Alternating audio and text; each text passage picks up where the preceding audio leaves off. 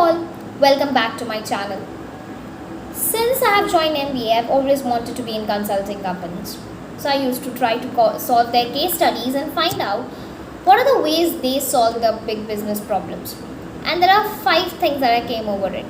The first thing is MECE principles, that is mutually exclusive and collectively exhaustive, which says that you have a parameter which can be divided into different things, but they would not overlap each other. For suppose you need to find out there is a decline of sales in FMCG market, and you need to find out which product.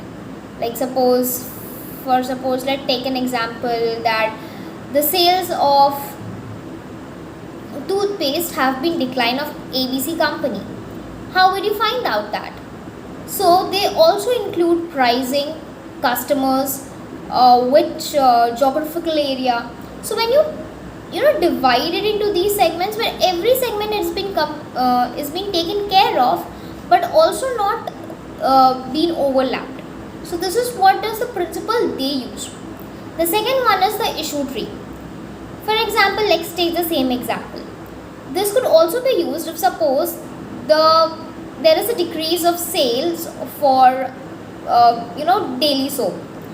So you can say that there are several factors related to it. So there can be two. First of all, external, internal. External can be dependent on market demand, whereas internal it could be there is some change in the product or there is some change in the prices which may have led to the situation. Okay, the 80-20 principle. It's often been said that the 80% of your results come from 20% of your work. It means instead of constantly figuring out different different causes, we should be focusing on the 20% main cause that has led to that 80% of failure. So that way we will be focused on those causes that will create a problem. Now, hypothesis driven approach. Now, I guess once you are getting into MBA, one subject that everyone studies, that is business research methodology. And in that, there is one thing which is very, very, very much clear, which is creating hypothesis. Even in research, it's very much clear to have hypothesis. Even in mathematics, students can understand that. So I can have an hypothesis. Suppose that there is a decrease in sales of a daily soap because the price have increased. Now, after seeing all the reasons, either this hypothesis will be accepted or rejected. If rejected, we can take some other hypothesis. So of course, if you listen to this, then you may think that it may take a lot more time. But when you computerize things, when you automate the things, it's much more easier and can be done in lesser time. So that's where hypothesis driven approach comes. Then the 5 in the list, fifth and the last one, is the 3C framework, which includes company, consumer, competition.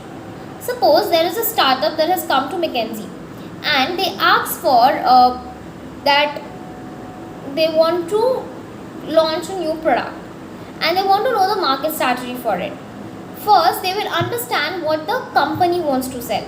It could be anything. Let us assume that could be an ABC product.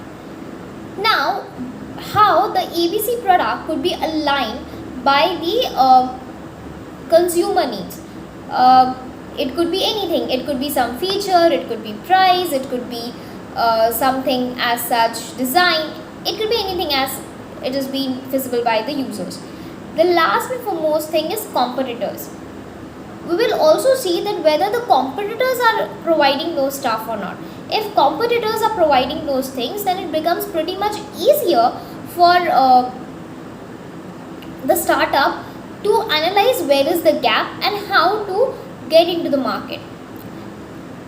One thing that I have learned from being an MBA, that instead of assuming things that this could be what your consumer wants, instead do a research and find out does that consumer really want it. And sometimes there is a latent demand. Latent demand is something that consumer themselves don't know what they want. and they need it. So that time, if you understand that latent demand and then gives the product to the consumers, it proves to be more beneficial than ever. So here we are. So these 5 frameworks, there are many other, but these are particularly 5 frameworks that help the big companies to crack big problems. This is also what I have a knowledge of, and I would update it as such I get to know more about it. That's all for today. If you like this video, please like and share and subscribe. Till then, take care and have a great day.